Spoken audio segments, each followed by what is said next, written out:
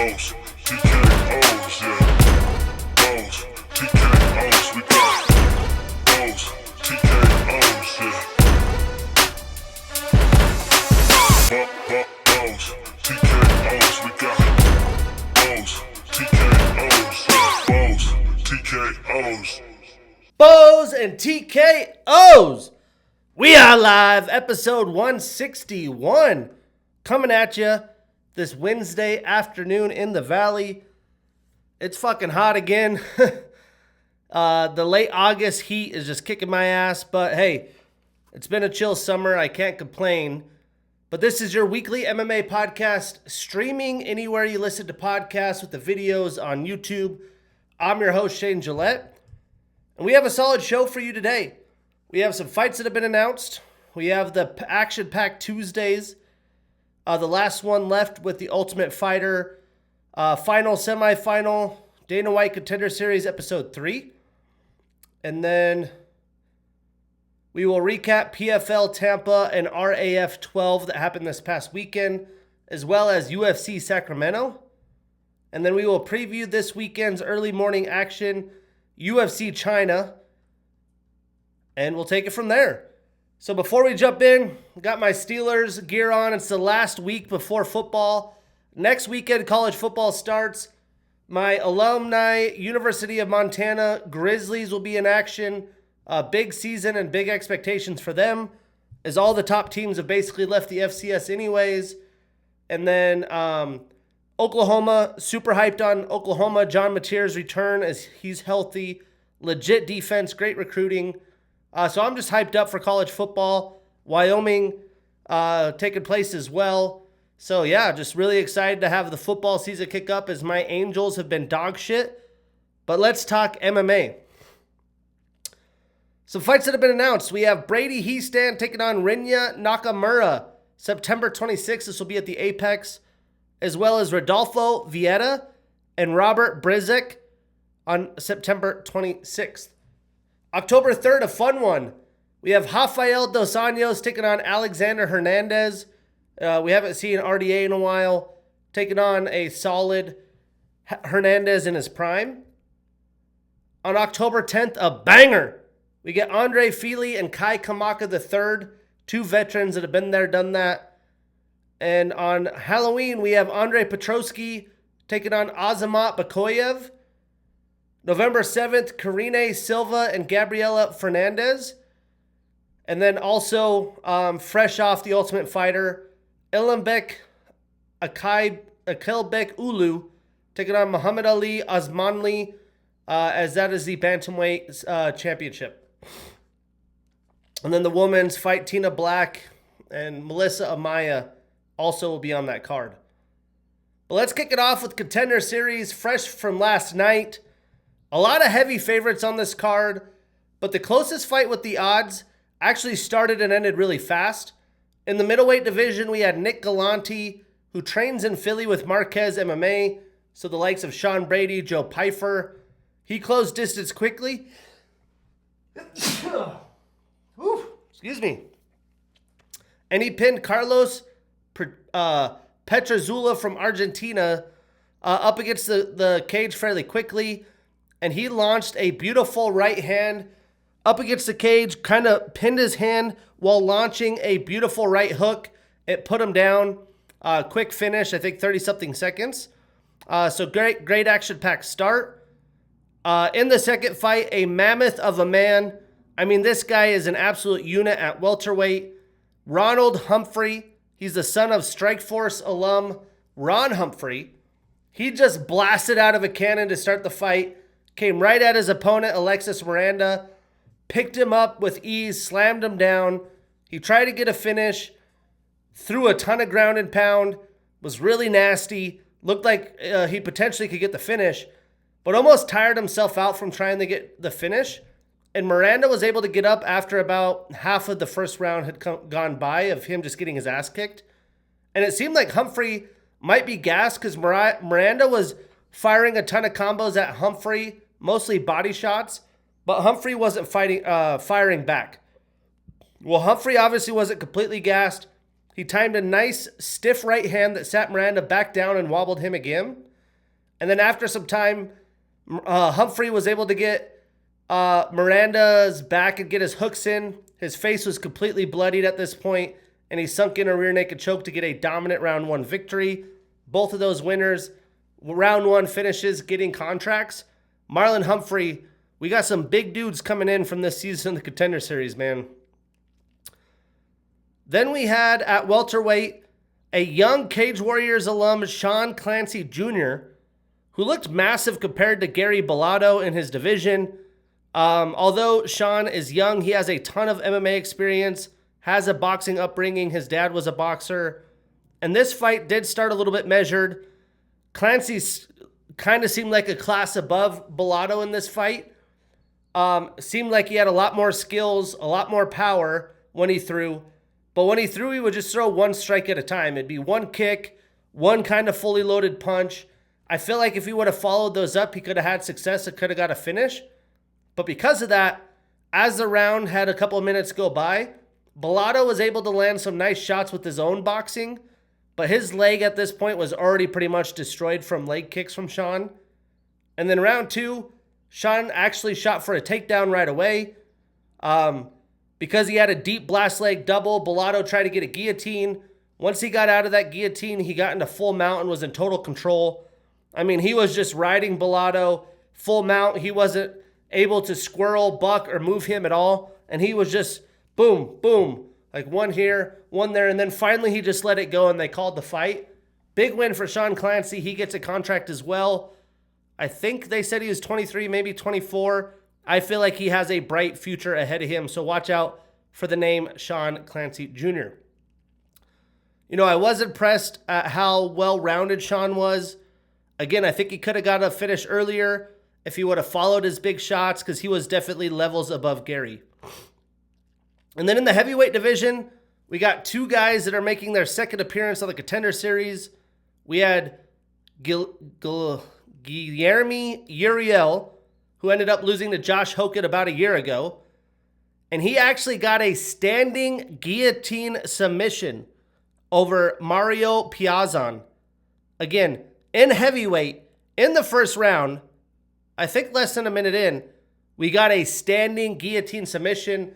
He pretty much put him to sleep while standing. You don't see that shit happen because Piazon went for a blast double right out the gate, and he sunk that sucker in. And yeah, I mean, as big as those guys are, a standing guillotine's wild, but to put the guy asleep while standing and the ref realized he was limp, put him down, he just kind of fell down.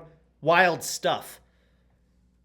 Well, now in the main event, we had the biggest favorite ever in UFC and Contender Series history, daughter of veteran Frank Mir. We had Bella Mir at plus 6,000, or her opponent was at plus 6,000. Alex Apodaca.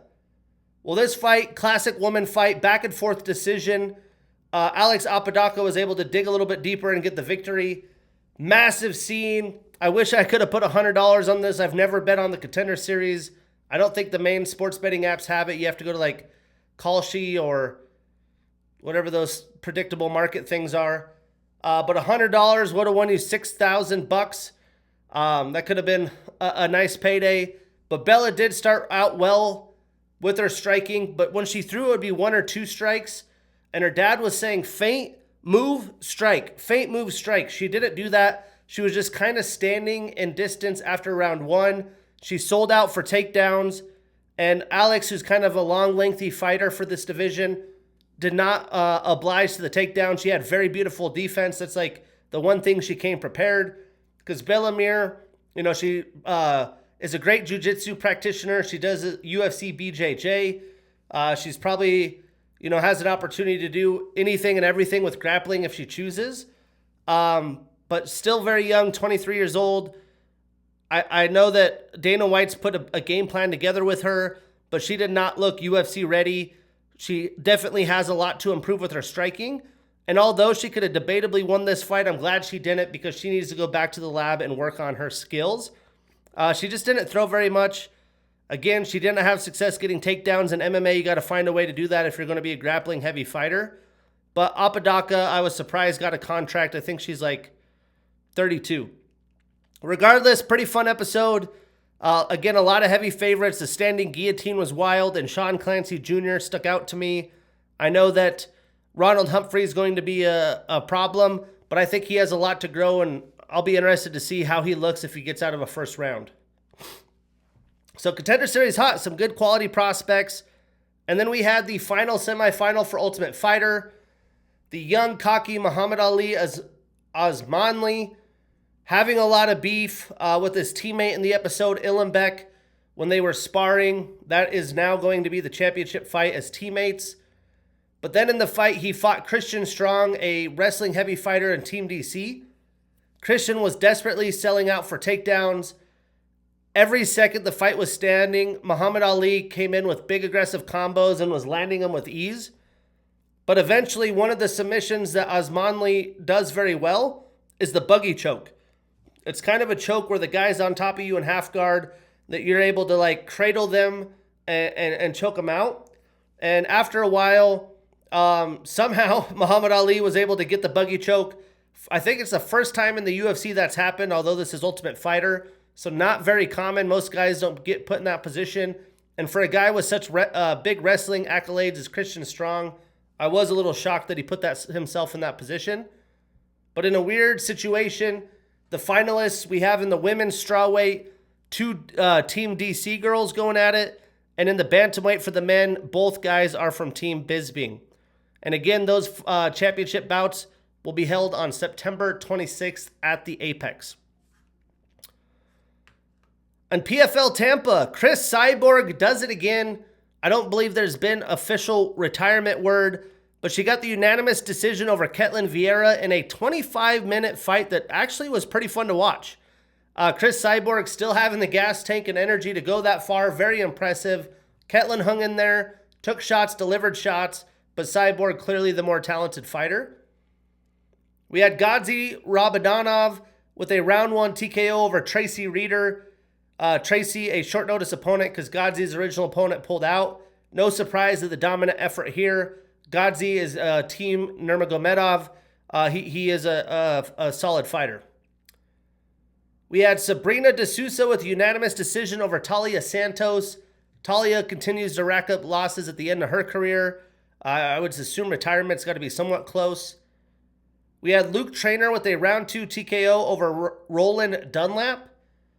Nkosi Nabeli with a unanimous decision over Marceli Alves. That was a fun back and forth fight. I believe Nabeli has come from PFL Africa. Long, rangy striker for his division. He could be fun. Marceli Alves is a solid competition. And then the fight I was really excited about, we had Daniel Marcos with a round 3 TKO over Magomed Magomedov.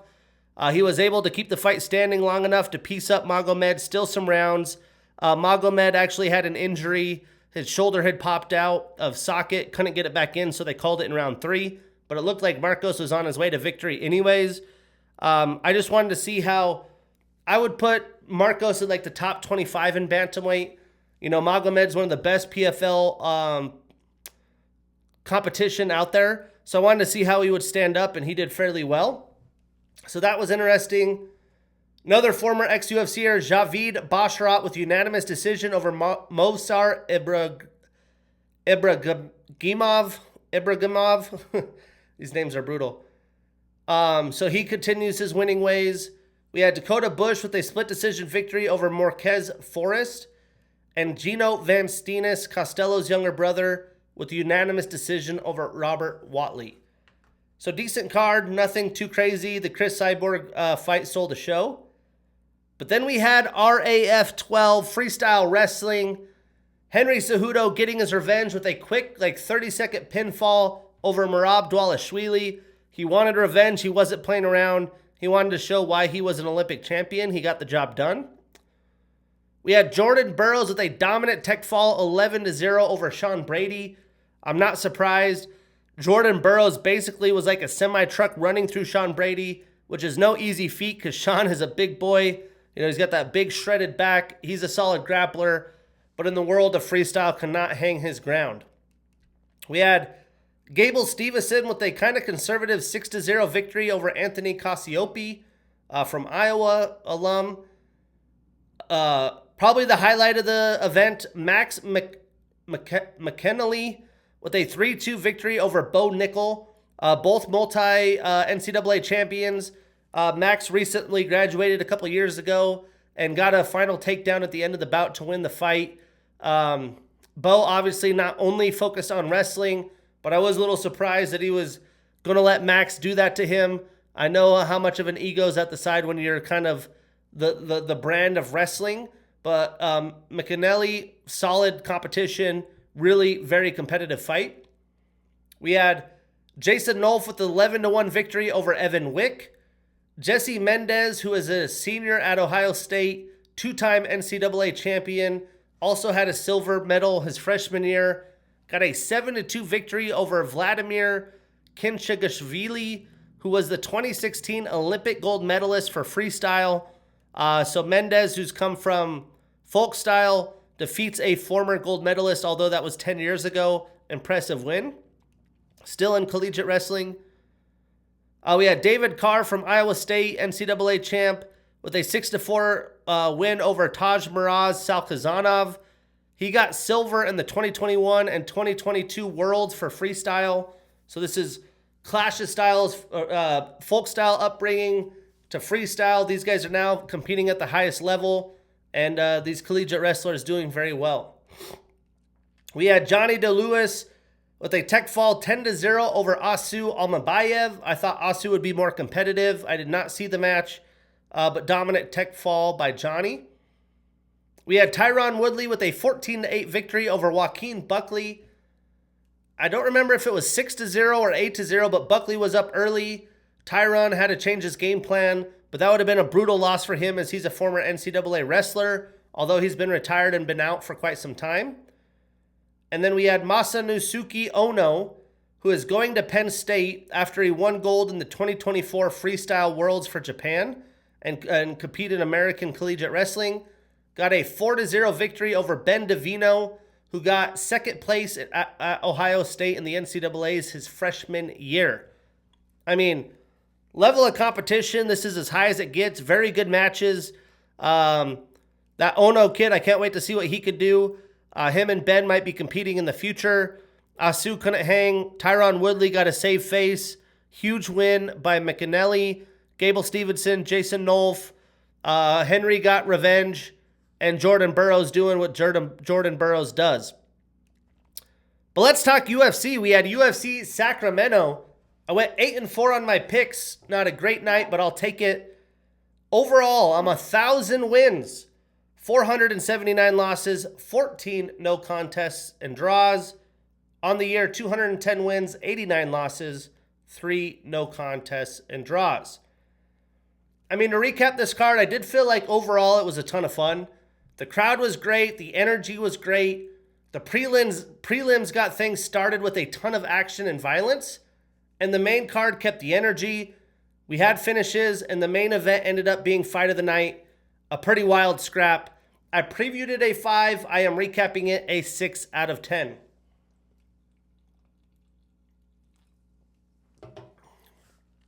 Some good fights we did not break down. We had Chanel Dyer with a round 3 TKO over Elise Reed. Stan Dorsainville with a unanimous decision over Gage Young. This is a wild back and forth fight. Gage looking like he was going to get a round 1 finish. Stan able to hang in there and overcome adversity. Stan stills work at Home Depot. They said selling hammers. I don't know if that's exactly what he does. But still has a day job, just trying to make it, getting his UFC debut. Massive win. Just a really cool story. We had Marcio Barbosa with a round 1 TKO over Ryan Coos. Anthony Went, who was just on the Contender Series 10 days prior, with a round 1 submission via arm triangle over Terrence Chapman. And then we had Carly Judice with a round 1 TKO over Jesla Chavez. Performance of the night, 100 G's to Carly. Finally getting a woman technical knockout, although it was to the body. But to recap the card, we had 4 prelim fights. We had Jackson McVey with a round 1 TKO over Wes Schultz. And Coming into this fight in the weigh-ins, they did this like Spider-Man meme. If you've ever seen the meme where they're pointing at each other, like, hey, we're clones of each other. Because that's exactly what these guys are. Two long, lanky, long hair, wild guys. I didn't know this was actually a rematch from their amateur days. Wes ended up taking that fight in the amateur scene. But this time, Wes was the aggressive person coming at the beginning of the fight. He came at Jackson with wild submission attempts. Damn near got another guillotine, which he's been living off of. But Jackson rolled with it, became the aggressor with his striking. And when he was close into distance, Wes tried to change levels. And Jackson caught him with a beautiful knee up the middle. It had no tail. He didn't wind it up. It's like right as he came, he just fired it straight down the fucking pipe. Hit him bad, rocked him, and then he got the finish after some ground and pound. I'm not sure if Wes is going to last in the UFC, to be honest with you. But he is fun. He goes at a high pace. He sends it. He goes for submission over position. And Jackson now, here at the MMA Lab, the hottest fucking gym in the world, he continues to rack up momentum and continues to get finishes. Statistically, Wes landed 28 total strikes, 24 of them significant. He had 1 takedown, a submission attempt, and 1 minute and 5 seconds of control time. And Jackson landed 40 total strikes, 38 of them significant with a knockdown. So Jackson extends his winning streak to 2. He's 2-2 in the UFC. And Wes starts a new losing streak. He is also 2-2 in the UFC. So what's next? I think Jackson McVey and Cody Brundage would be fun. And for Wes, how about Ryan Loder? Moving on, a fight I got wrong. We had Chris Padilla with a round 3 submission via arm triangle choke over Nasrat Haqparast. And I honestly was very shocked at how slow of a start this fight started out to. I thought this was going to be high action. Chris seemed to be waiting for Nasrat to act first. But Chris, after a while, started getting comfortable firing some kicks off. And that was important because the volume alone is what gave him round 1. But there were no major moments in round 1. Chris just landed more volume.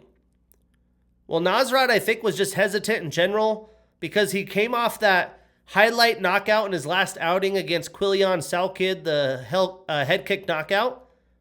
And these guys, at this point in their careers, I just don't think they could have outings like this where they're not aggressive. You know, Chris is coming off a draw in his last fight. He's just too talented. Nasrat as well has too good a striking. You got to go out there and take some chances. But Chris, throughout the fight, was kind of slowly working down Nasrat over time, doing a good job attacking his body, making him miss. But Nasrat, I feel like, is much better than what he showed in this fight. Again, I'm not sure why he wasn't letting loose more. I think maybe getting knocked out the way he did, he's a little gun shy. But at the end of round 2, both men started getting after it and picking up the pace. But I would say Chris took the first 2 rounds on the scorecards, again, just by volume and being a little bit more accurate. But round 3, the fight completely changed. Chris's corner told him, you need to let go, you need to get after it, especially coming off the draw against MarQuel Mederos. And not only was he aggressive with his combos, but he ended up getting a knockdown with a nice stiff right hand. And then he went for a standing arm triangle up against the cage. Once he was able to get Nasrat down, he was in a dominant position. Nasrat tried to survive. Technically, the bell rung and the official separated, but when he did that, Nasrat was out cold. So because of that, it ended up being a submission victory. I literally think it was down to the second. That's how close this was. But Chris would have won on the scorecards anyways, but not nearly as fun and as competitive as a fight as I expected. And these guys need to have good outings in their next fight. Statistically, Chris landed 125 total and significant strikes. He had 1 takedown in 3 attempts, a submission attempt, a knockdown, and 45 seconds of control time. Nasrat landed 73 total strikes, 71 of them significant. He was 0 for 2 in takedown attempts. So Chris now extends that winning streak to 8. He's 5-0-1 in the UFC. And Nasrat extends his losing streak to 2. He is 2-2 since 2024. So what's next? Let's book a little Chris on Chris crime.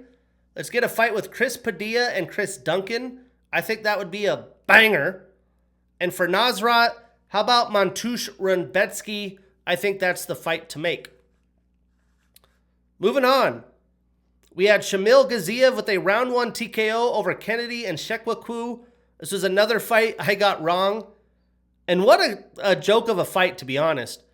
It didn't seem like Kennedy was taking this seriously at all. He was bouncing out, kind of rolling his shoulders and keeping his hands down. Like in the heavyweight division, bro, you can't keep your hands down. You're fighting at heavyweight. It only takes one shot.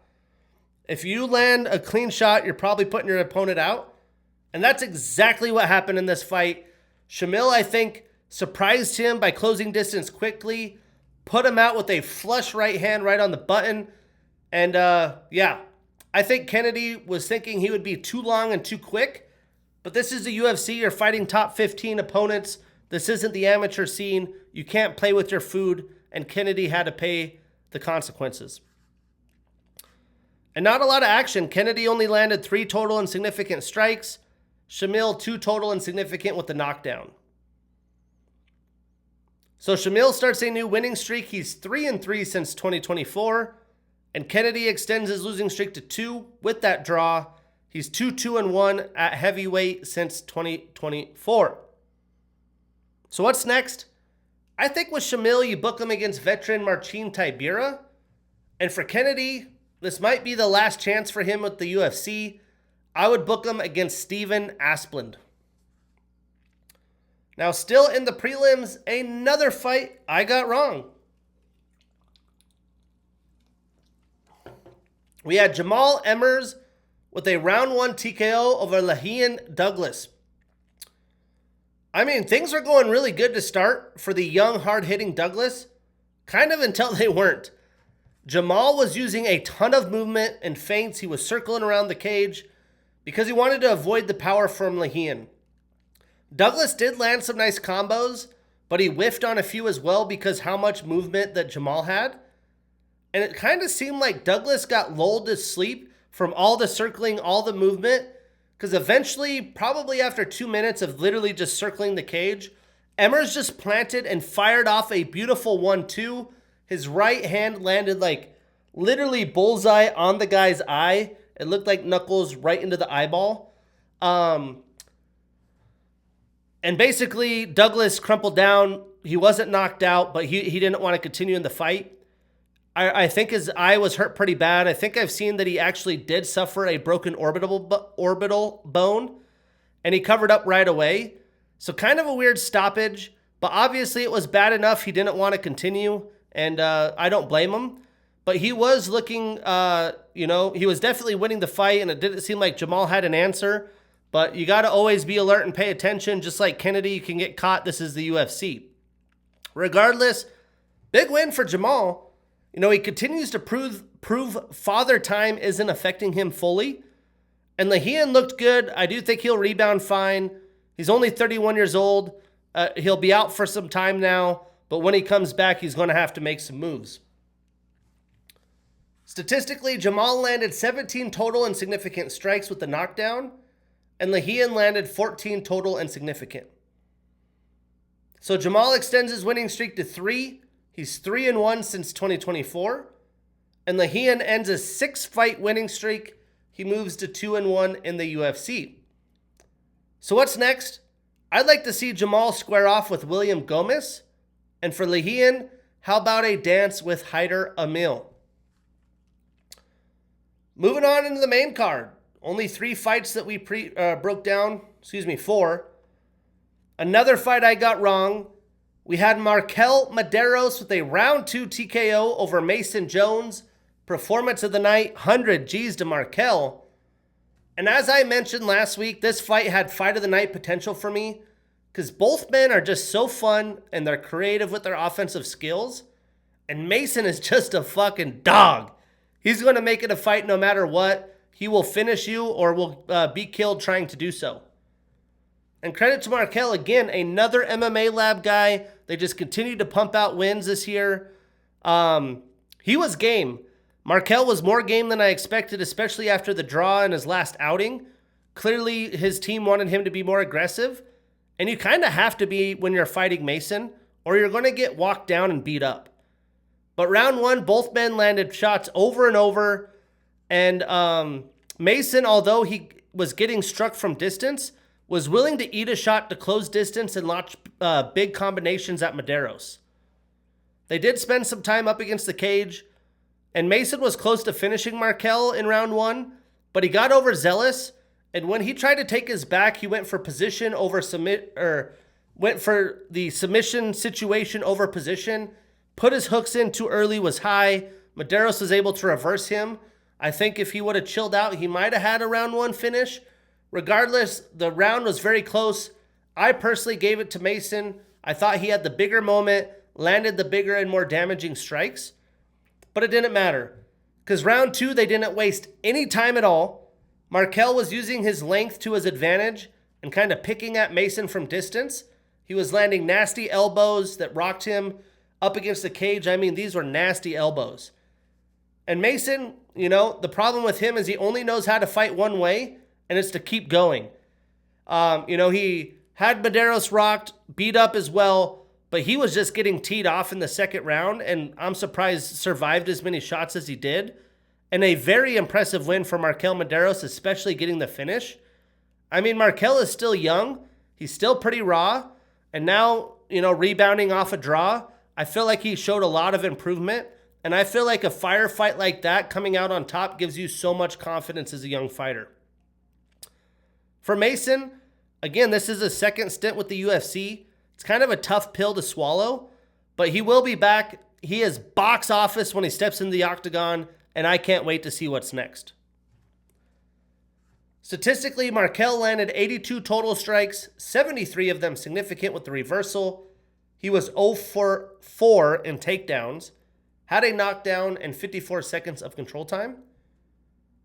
Mason landed 84 total strikes, 77 of them significant with the takedown of his own.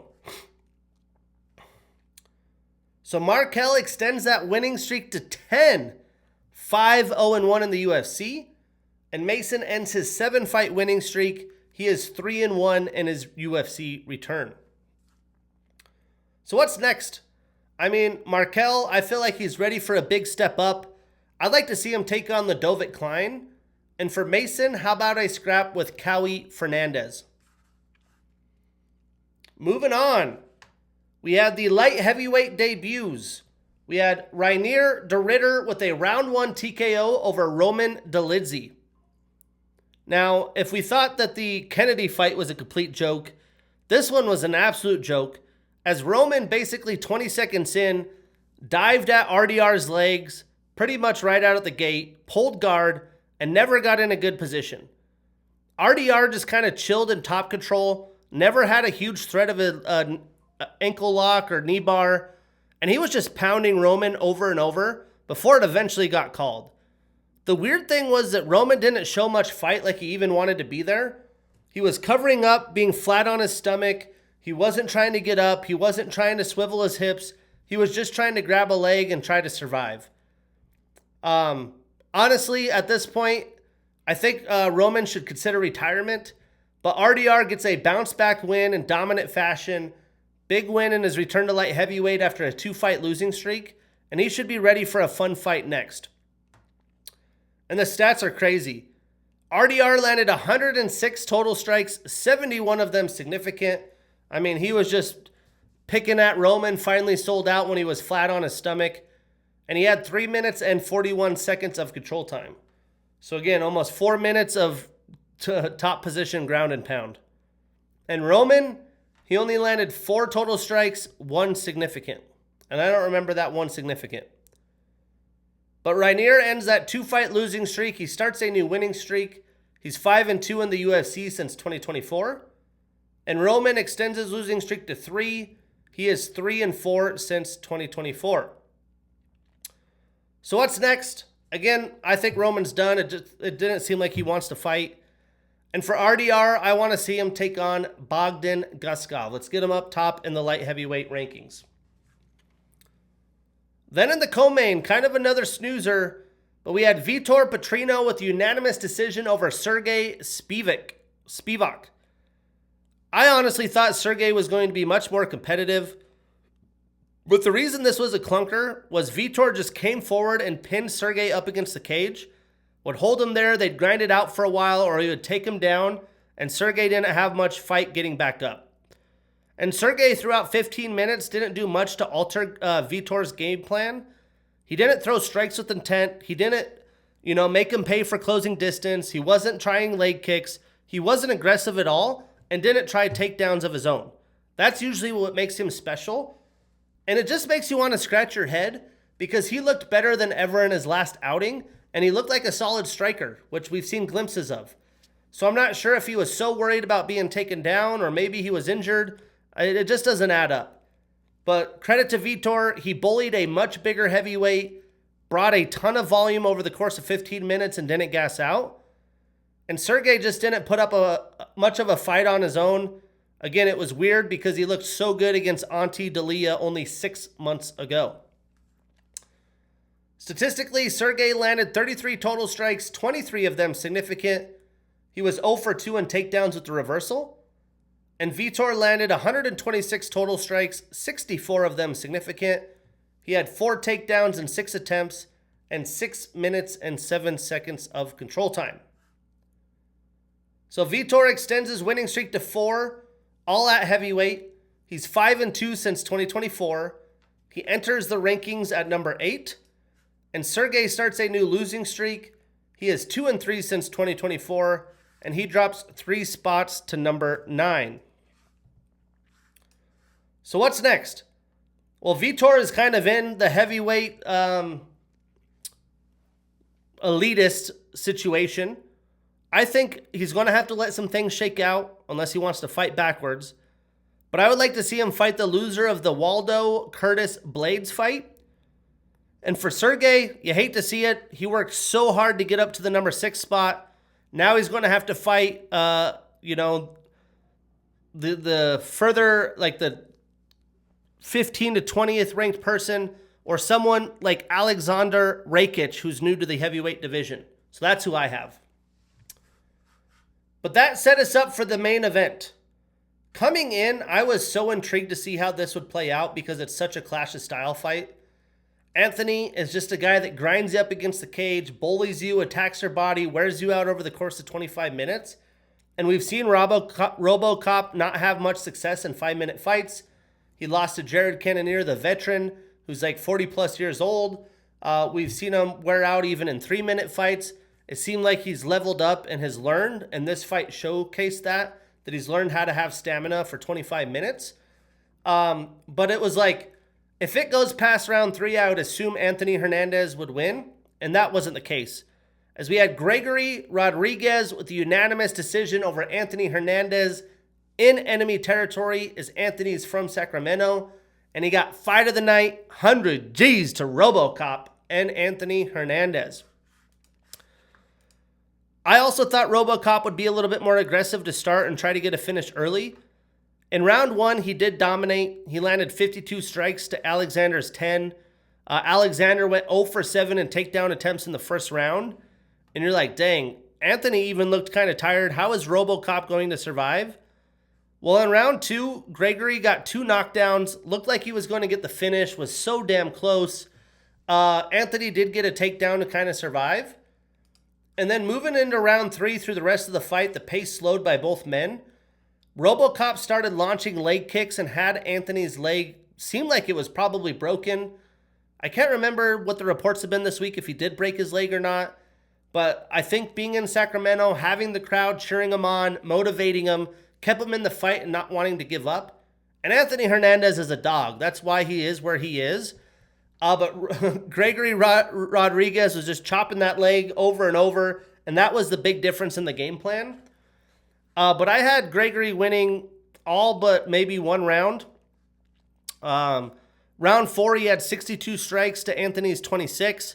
He went 1 for 6 at takedowns, that is Hernandez. And then in round 5, he had 43 strikes to Anthony's 39. Anthony was 0 for 5 in takedowns, and he got knocked down in round 5. So basically after round 2, where he's almost finished, then RoboCop tried to preserve energy a little bit, was attacking the leg, still defended takedowns. On the fight, he defended 26 of 29 takedowns. That's insane. There was a lot of time clinched up against the cage, and I feel like RoboCop was kind of using that to preserve energy because Anthony could not get takedowns and wasn't having success beating him up against the cage because Gregory is such a mammoth man. But honestly, huge improvement by RoboCop. How old is he? I think he's still in his prime.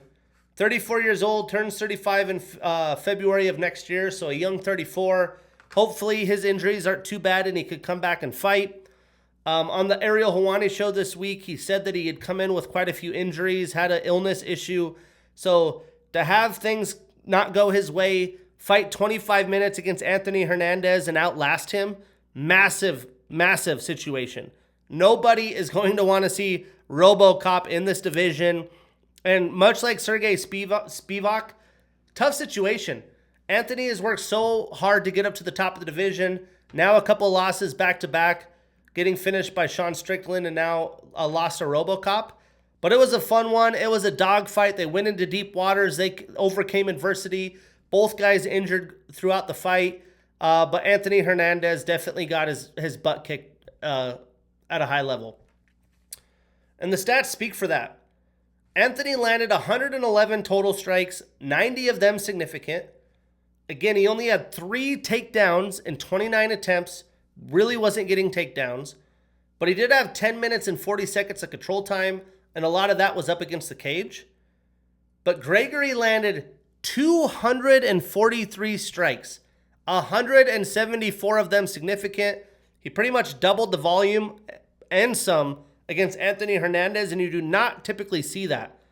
Plus, he had 3 knockdowns and 2 minutes and 40 seconds of control time himself. Absolute brilliant display. We have not seen this version of RoboCop, and again, nobody in the division is going to want to see him on his next outing. So Anthony now extends his losing streak to 2. He's 4-2 since 2024. He moves down 2 spots to number 8. And Gregory extends his winning streak to 4. He's 6-1 since 2024. He's been active. And he moves up 4 spots to number 7. So immediately, like most fans, where does RoboCop go next? I mean, he's in the top now. I think he should fight someone that's willing to fight him. I don't think a lot of guys are going to accept fights with him. Let's book a banger. Joe Pyfer, Gregory Rodrigues. We got to make that happen. And Anthony's kind of back in that purgatory situation, but I would like to see him fight Ikram Aliskerov. I think that would be a fun scrap. Solid night, though. A couple clunkers, but some action-packed finishes, some excitement. The main event, that's always a benefit, is when the main event delivers like that. Watch out for MarQuel Mederos. Very impressive win from Jamall Emmers. And RDR, watch out in the light heavyweight division.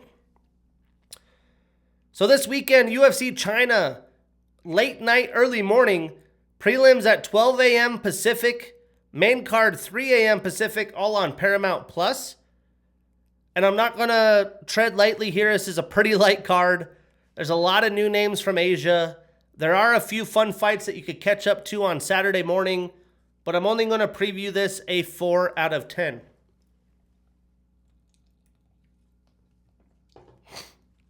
Some good fights we will not break down. We have Andre Lima taking on the road to UFC alum Nasrat Bayar.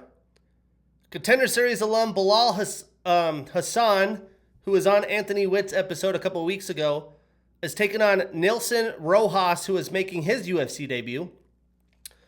And again, these guys coming from Contender Series, you get quick turnaround fights. I wish they would give them UFC talent, but I know on short notice it's probably hard, so they're booking other guys. But I would like to see Bilal Hassan against stiffer competition. Although I don't know much about Nilson, I think Bilal Hassan's going to win. But we're only previewing one prelim fight. We have Sean the Sniper Woodson, 34 years old with a 13-2-1 record, taking on Jack Farr Jenkins, 32 years old with a 14-4 record. Now, Sean has been in the UFC since 2019, and he had the pretty impressive win streak, probably the best one of his career in the promotion. But he did get finished in round 3 in his last outing against Dan Ige. Since that fight, He's had more than a year off. He's still in his prime at 34. He really can't afford to lose this fight. If he wants a chance at the best of the division, wants to make real money, and stay in the UFC, he's got to find a way. Now, Jack has had kind of an up and down career in the UFC thus far, and he is kind of in desperation mode, needing to stack up some wins. He's in the middle of his prime at 32, so there's a ton on the line here. I expect it to be a fun one. Breaking it down, Sean has a blue belt in BJJ. He's an RFA and Contender Series alum. He's on a one-fight losing streak. He is 3-1 since 2024. He has a 10-inch reach advantage, a 6-inch leg reach advantage. Shit's ridiculous. Now, Jack is a Contender Series alum. He's on a one-fight winning streak. He's 2-1 since 2024. 6 of his 14 wins are via knockout. 3 of his 4 losses are via submission. Now, Sean is going to be the much taller and lengthier fighter, of course. But I do think Jack is more explosive, and he's probably going to have to mix in a heavy amount of offensive wrestling to not allow for Sean to get comfortable and avoid that long-rangey attack that he's going to bring. Now, Sean has fared well against grapplers with that length, so it may be Jack trying to force his athleticism with Sean's back up against the cage, try to cut off the cage, make the fight a little dirty and close. But I'm going to go with Sean Woodson. I think that length is going to be too much. He has a lot on the line himself, and he's too savvy. But I'm avoiding this on any parlays. I do think it's a pretty much a coin flip fight. Moving on. I guess there's 2 prelims. I apologize. We have Kevin El Gallo Negro Borjas, 28 years old with an 11-5 record, taking on Ray Tsuruya, 24 years old with an 11-1 record. Now, this really is mostly a clash of styles fight, as Kevin is a striker and Ray is a grappling heavy fighter.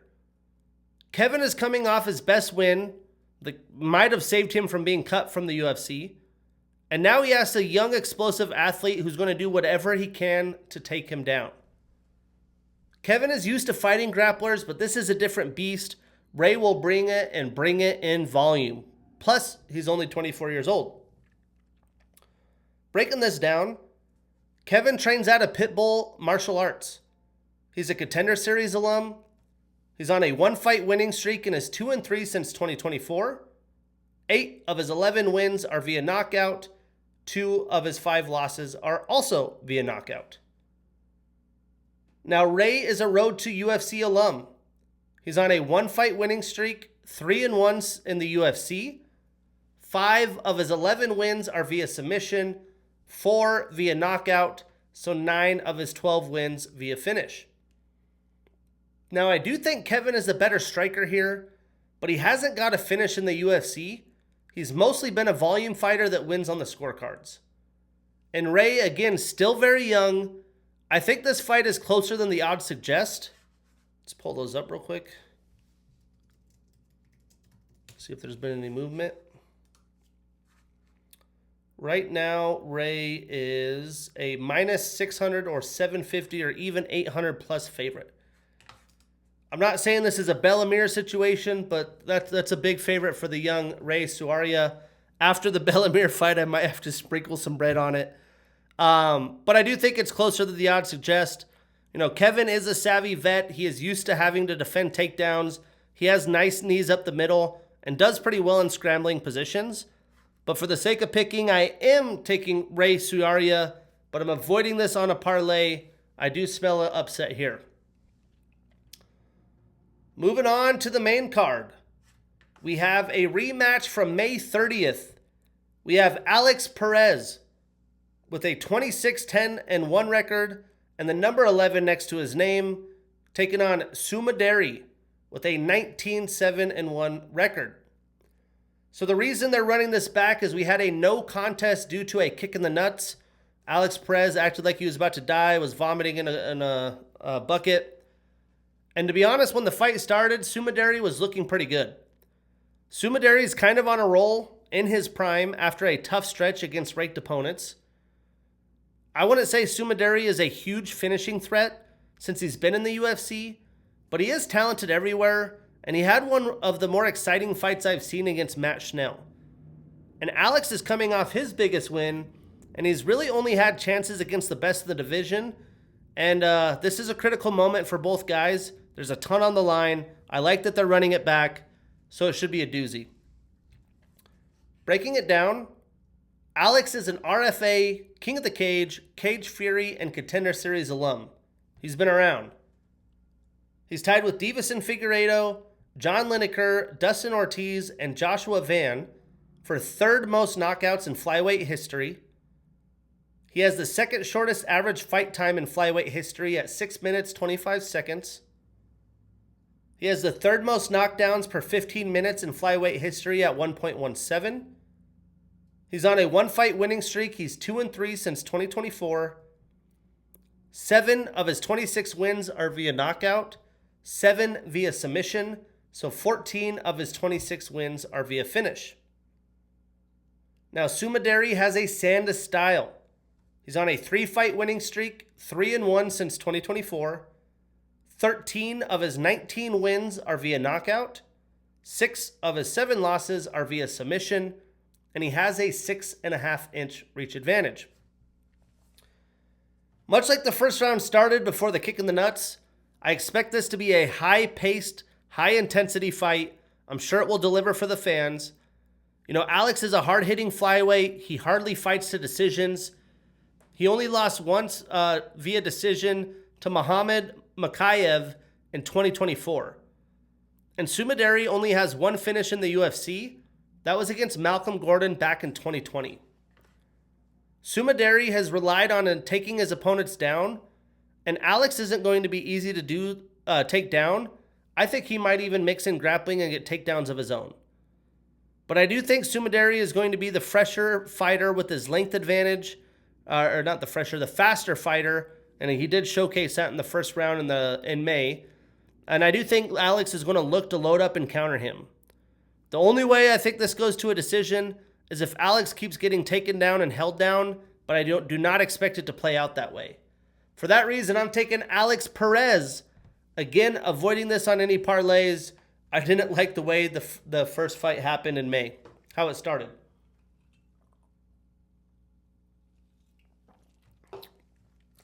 We get a big Asian battle here.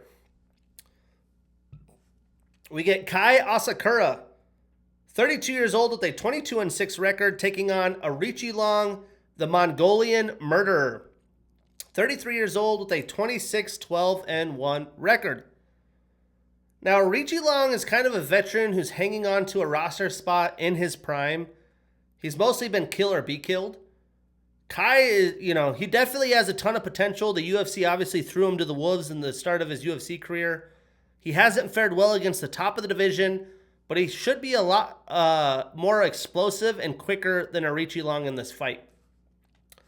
Breaking it down, Kai trains at a Japan top team. He has a black belt in Zen Dukai, a purple belt in BJJ. He's a Road FC and Rizin alum, former Rizin champion. He had the 2019 upset of the year in Rizin against now UFCer Kyoji Horiguchi. It's a big win. He's on a one-fight winning streak and is 1-2 in the UFC. Now, Aoriqilong has a Sanda style. He has an orthodox stance.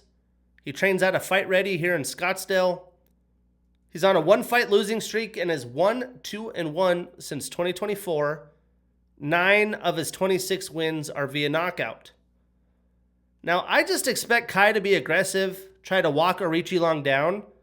I do expect Aoriqilong to fire away and go for it as well, land maybe some wild, unorthodox shots, or look for takedowns himself, as some of Kai's opponents, Tim Elliott, Pantoja, they had success taking him down.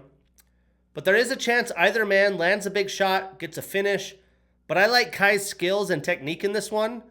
For that reason, I am taking Kai Asakura. We are putting him on that parlay. We marking that ish down, and we getting that bread. Moving on. We have Yan Xiaonan, 37 years old with a 19-5-1 record and the number 4 next to her name, taking on Denise D. Gomez, 26 years old with a 12-3 record, and then number 14 next to her name. Now, Jan is kind of at the end of her, at the top level of her game. You know, she's 37 years old, just turned 37. But she looked very good against Virna Jandiroba and Tabitha Ricci, although she lost to Virna. She's had over a year off since that last fight. So if she wants to keep fighting at a high level, keep fighting the best, she can't let the young and powerful Denise get confident with her striking in this fight, because she's really starting to come into her own. Breaking this down, Jan trains out of Team Alpha Male. She has a blue belt in BJJ. She's tied with Carla Esparza, Tatiana Suarez, and Lupi Godinez for second longest win streak in strawweight history with 6. She has the most significant head strikes landed in a strawweight bout with 115 against Tsuruya Kondo. She's a Road FC alum. She's on a 1-fight losing streak and is 1-2 since 2024. Like most of the women, she hasn't been very active, and 8 of her 19 wins are via knockout. Now, Denise is an Invicta and Contender Series alum. She's already tied with Amanda Lemos for second most knockouts in strawweight history with 3.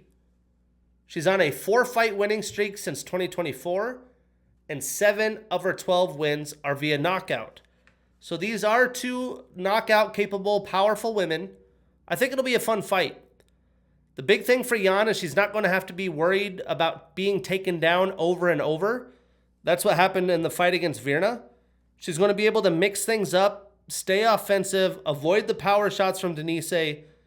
You know, Denise actually has improved grappling herself, but I don't think she's going to be ready to fight at the pace that Xiaonan's going to bring.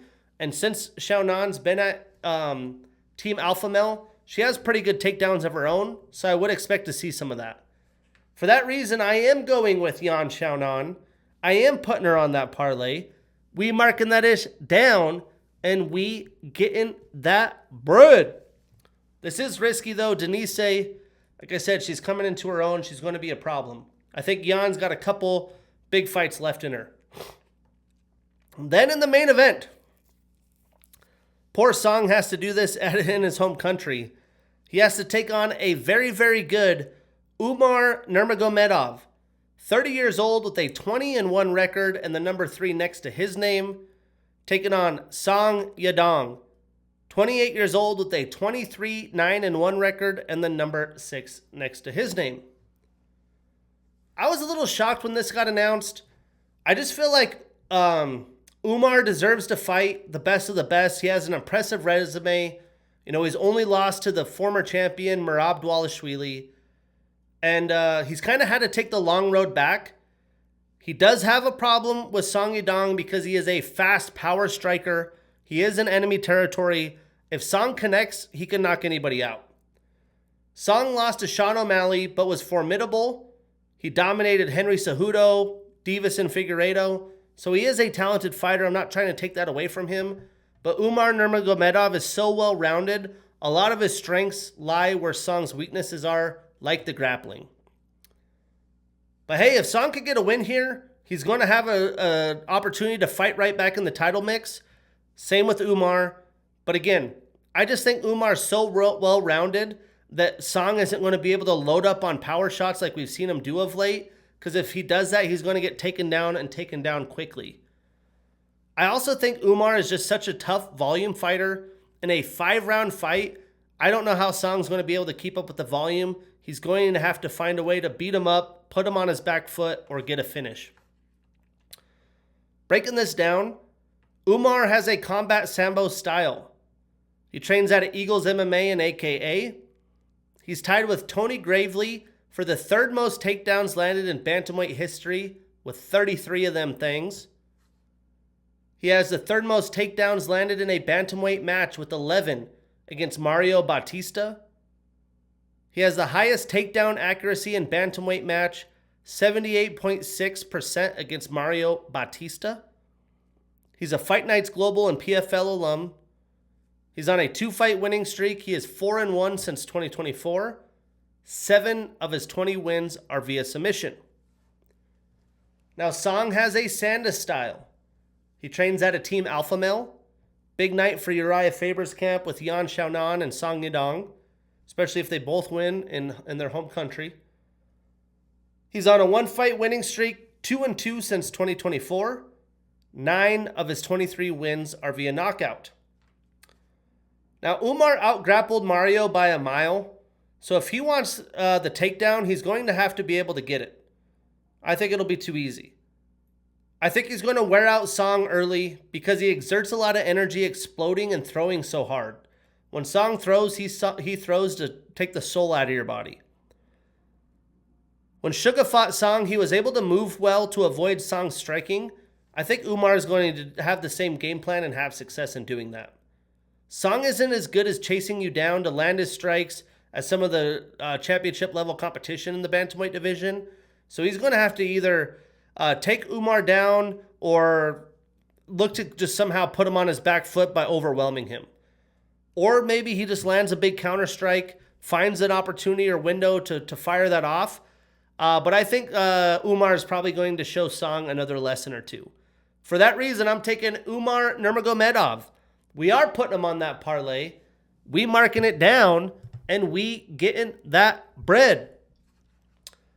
Not a very loaded card. The main event will be fun. Seeing Kai Asakura's growth. I think the Alex Perez fight will be fun. The Sean Woodson fight. So again, worthwhile waking up Saturday, tuning into it. But hey, the future schedule is pretty intense on this new Paramount deal. It seems like we're going to get consecutive UFC action all the way until Thanksgiving. And the only breaks on the calendar, it looks like, will be Thanksgiving. And then, of course, the Christmas holiday and New Year holiday. So strap in for all the MMA action. Next week, we have another card overseas. This is a better card with some fun fights. The headliner is in Paris. We got Paris' own Saladine Parnassi making his UFC debut against 10th-ranked Dan Hooker. But that's episode 161. I'm your host, Shane Gillette. See you next week.